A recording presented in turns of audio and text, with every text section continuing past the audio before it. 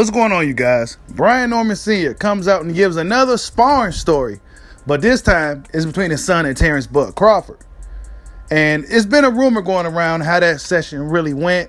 And now we got details from Brian Norman Sr., the father of Brian Norman Jr. himself, telling you the story. Salute to my boy YSM Sports Media for the interview.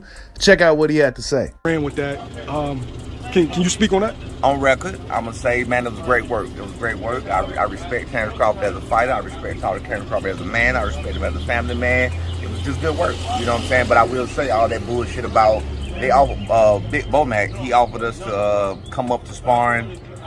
Damn, we in the perfect place. He offered us to come up to sparring for, he was getting ready for a Sean Porter fight. He also come up to sparring, I can't think it was Colorado or somewhere. But we had just came back from Philadelphia, right here. But we are right now today. That's why it's a perfect spot. We had just came back from here for 10 days, man, and it was, you know, sitting in the room and just moving around the city. You don't really know like that. You know what I'm saying? We had just came back, so we weren't really to go again just so fast. You know what I'm saying? Because I know his fight was coming right up.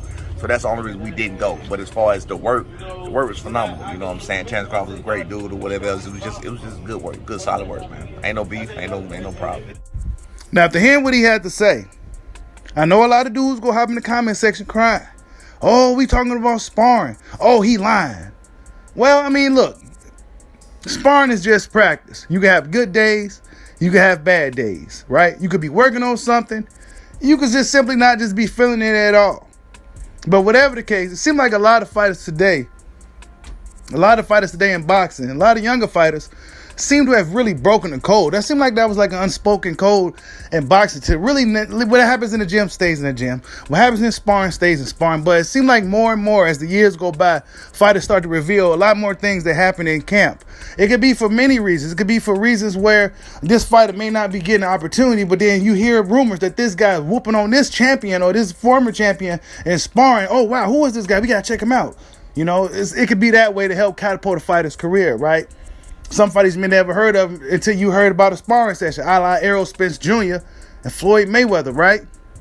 Not to mention, then you in there with a young fighter, a young up-and-coming fighter who's looking for a shot, who's looking for an opportunity. This is like a Super Bowl moment for them, right? You the champion fighter, you chilling, it's just another day in the office for you.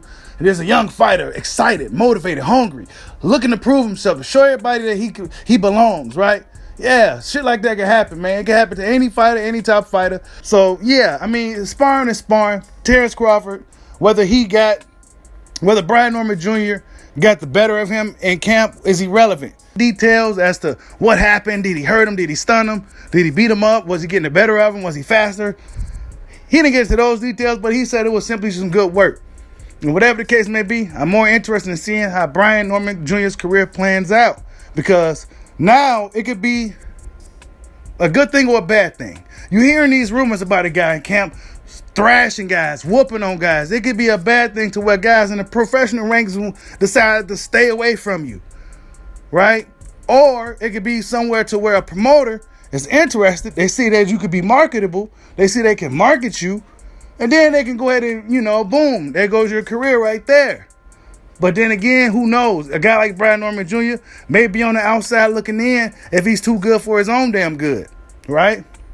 But nonetheless, for all the guys who still got a lot of emotion in this boxing shit, it's just practice, folks. You could have good days, you could have bad days, but at the end of the day, it's just practice. Like, subscribe, holla at your boy. Peace out.